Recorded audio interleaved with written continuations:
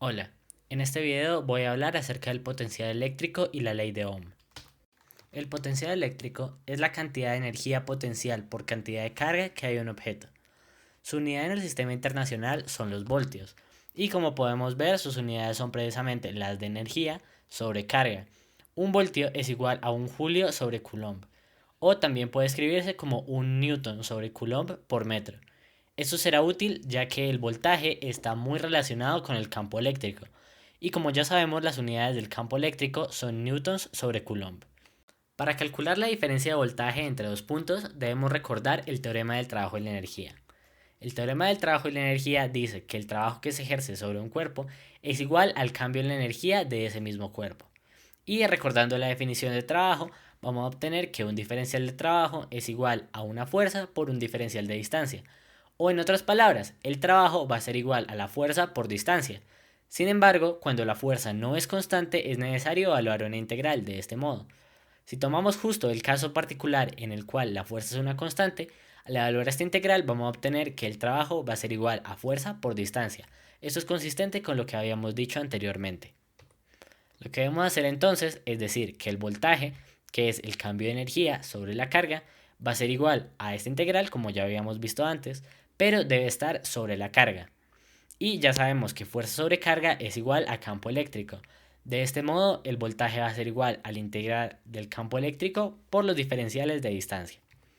De este modo, vamos a obtener esto, que es básicamente lo que dije anteriormente, y al resolver la integral vamos a obtener que la diferencia de voltaje entre dos puntos va a ser igual a menos K por Q sobre R, donde R es la distancia al punto de la carga, y lo que vamos a hacer es evaluar esto en cada uno de los dos puntos para así obtener la diferencia.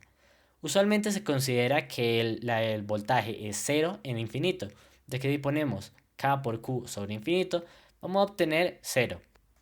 Con el potencial eléctrico se cumple el principio de superposición de cargas, lo que esto quiere decir que en este punto elegido arbitrariamente a una distancia R1 de la carga Q1, R2 de la carga Q2 y R3 de la carga Q3, el voltaje va a ser igual a la suma de todos los potenciales.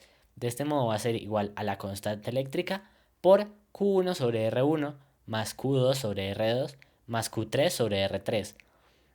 Podemos ver que aquí no se debe hacer la suma vectorialmente, sino que se obtiene solo una cantidad numérica. Esto es porque la energía es una cantidad escalar, no vectorial. El principio de superposición de cargas se cumple sin importar el número de cargas que haya en el sistema. Por esta razón, podemos entonces utilizarlo para hallar el voltaje dada una distribución continua de carga, donde el número de cargas tiende a infinito. En este caso, es un plano infinito cargado uniformemente con una densidad de carga sigma. Y lo que vamos a hacer es, en primer lugar, hallar el campo eléctrico. Para esto vamos a utilizar la ley de Gauss.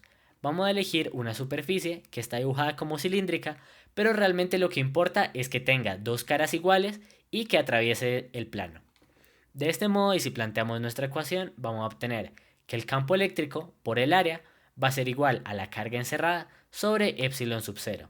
La razón por la cual ya se encuentra la ecuación en esta forma es porque en primer lugar sabemos que el campo eléctrico es independiente del área, y en segundo lugar el seno del ángulo que forma el campo con el área siempre debe ser de 90 grados, por razones de simetría.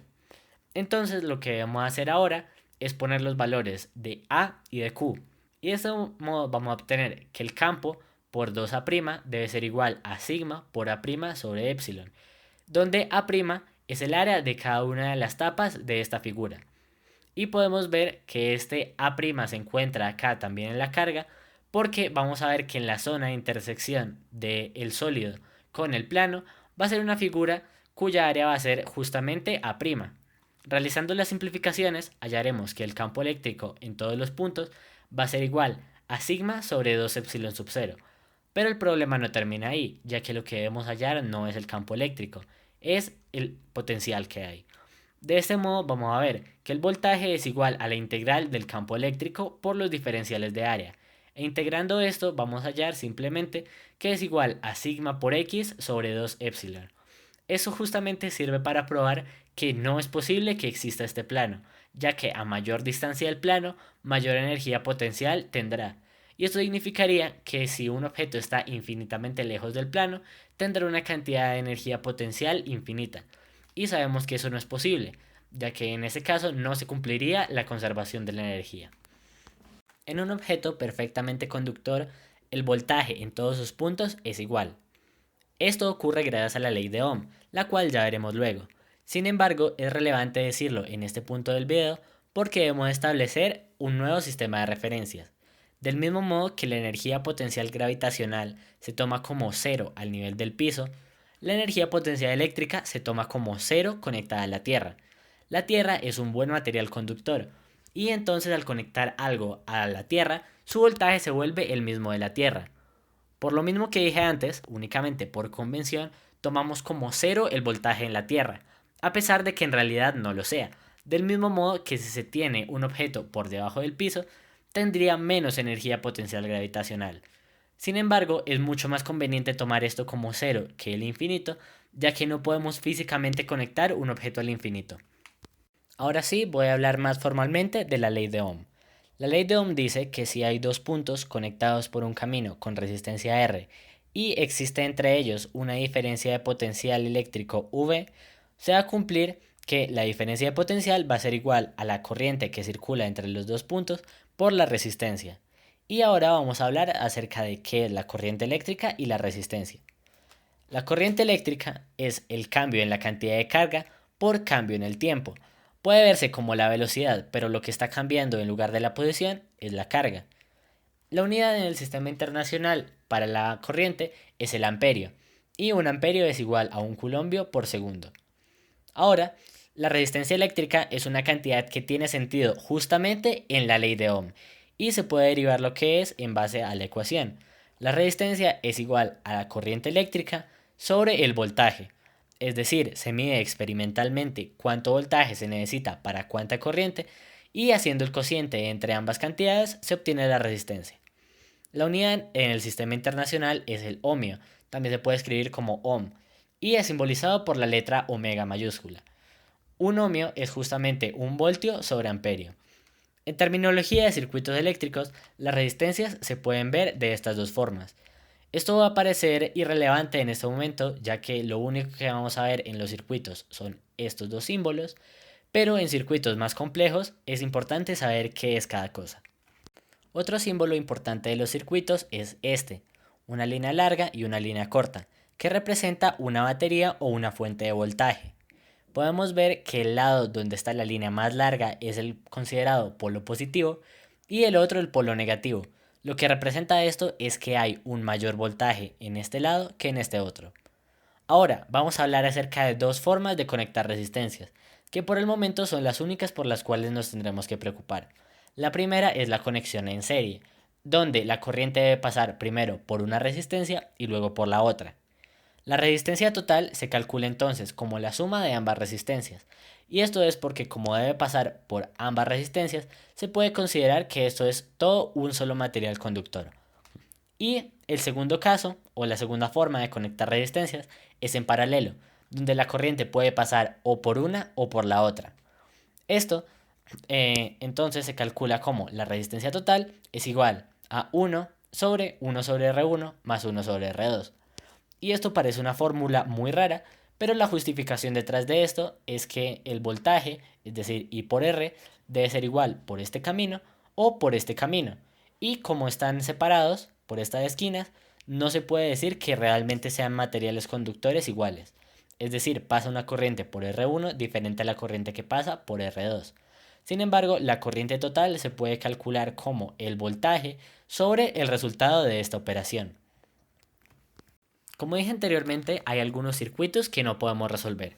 Sin embargo, en mi próximo video, que va a ser sobre leyes de Kirchhoff, explicaré cómo se hacen. Por el momento vamos a hacer este ejercicio en el cual debemos calcular la corriente que va del polo positivo al polo negativo en la batería. Y la forma en la que vamos a hacer esto es simplificando resistencias, de modo que podemos reemplazar grupos de resistencias por una sola, usando justamente lo que vimos antes de cómo se suman las resistencias. En primer caso vamos a simplificar estas dos y vemos que están conectadas en paralelo, entonces usamos la fórmula de conexión en paralelo. 1 sobre R1, donde R1 es 5, más 1 sobre R2, donde R2 es 10. Realizando esta operación vamos a obtener 10 tercios.